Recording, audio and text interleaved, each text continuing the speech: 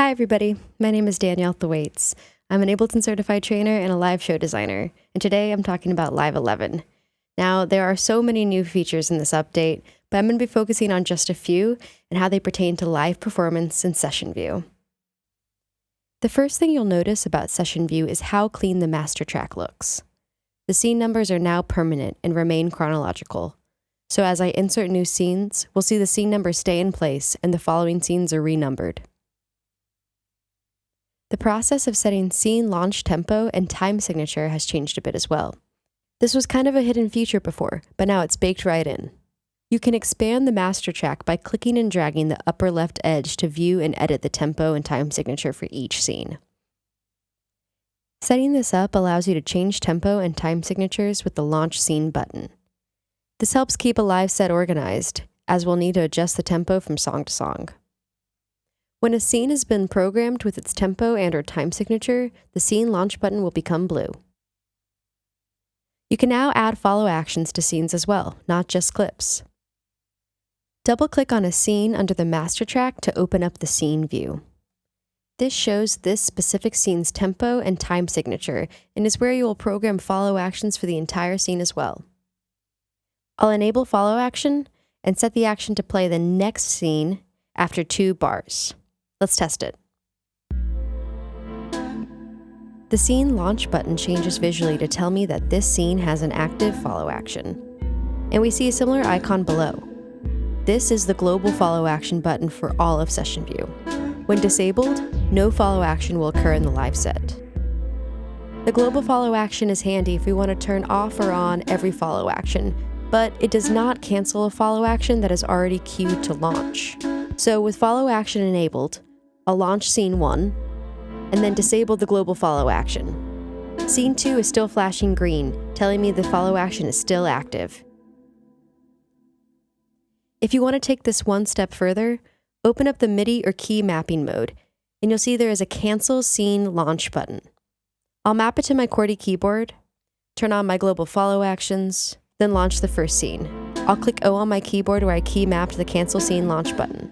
The Scene Launch button stops flashing and the intro starts again.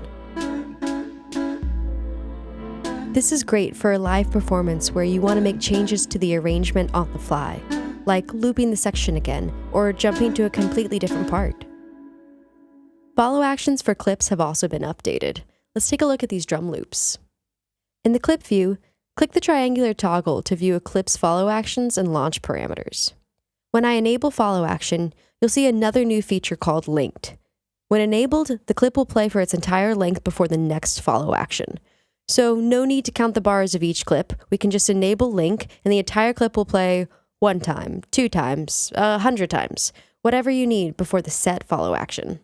If I unlink, I can set the follow action time by the number of bars, beats, and 16ths until the next clip is launched, like how they were programmed in the past. We also have a new action to choose from called Jump, which allows follow actions to jump to a specific scene number. I can select all the clips in this group here and use the key command Shift+Enter to enable follow actions for all of these selected clips. This track in my set is more of a jam, so I want these drum loops to change at random.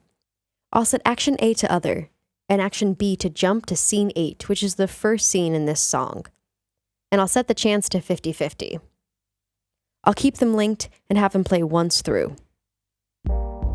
In Live 11, we can use follow actions to program complex changes to our arrangement automatically inside Session View.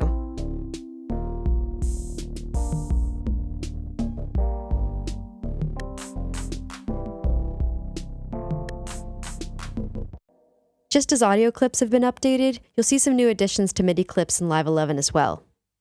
MIDI clips can now be set to a specific musical scale. The first song is in A minor, so I'll create a new clip and set the scale.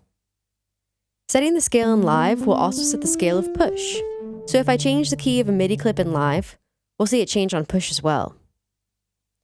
This is pretty huge. If you've ever spent the time on stage changing the scale on push from song to song, then you'll understand how valuable this is.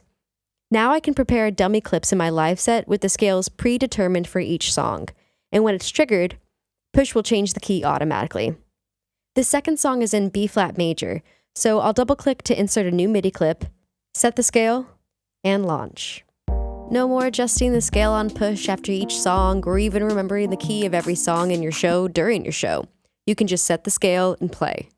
And what's cool about this is it's bi-directional, so it works both ways. If you change the scale on push, it will update in Live 11 and vice versa. You can now add up to 16 macros on any rack. This includes instrument racks, drum racks, audio effect racks, and MIDI effect racks. Let's take a look at this vocal track. When you open up the macro view, you'll see a new plus and minus button to add or hide macros. You can add macros in sets of 2 all the way up to 16 macros. Less obviously, you can now actually have fewer than 8 macro controls to just view one macro knob. This doesn't actually delete the other macros, just hides them. You also now have macro variations. This allows you to save a recallable variation of the current macro settings, like a preset. To show the macro variations, click on the camera-like icon and click the New button to add a snapshot of the current macro settings. Then make some adjustments to the macros and press New again to save another snapshot. You can quickly toggle between variations using each variation play button. And you can update any variation by clicking the Overwrite Macro Variation button to the left of that variation. This can be used in a live performance situation to quickly change vocal processing, instruments, and sounds. You'll also find a new button at the top of any rack that lets you quickly randomize the values of all of the rack's macro controls. More importantly, you can right-click on any parameter and exclude it from randomization. These updates make the already useful macros even more powerful and opens up a whole world of sound design and live performance possibilities. Lastly, we have a new toggle in session view that lets you show or hide meters that indicate how much CPU is being used for each individual track. It makes it super easy to pinpoint exactly which tracks are using up the most CPU if your computer starts to run out of juice. There's also a new CPU display in the top right of the interface, which shows the average and current CPU. And that's it. All the information you need on Live 11 can be found on Ableton's website. I'll include a link in the description. Also, feel free to ask questions about specific features in Live 11, and I'll do my best to answer them. Please hit the like button, subscribe, and head to my website for more information on music tech training and the work that I do. This has been Danielle Thwaites, aka Daiza. Thanks for watching.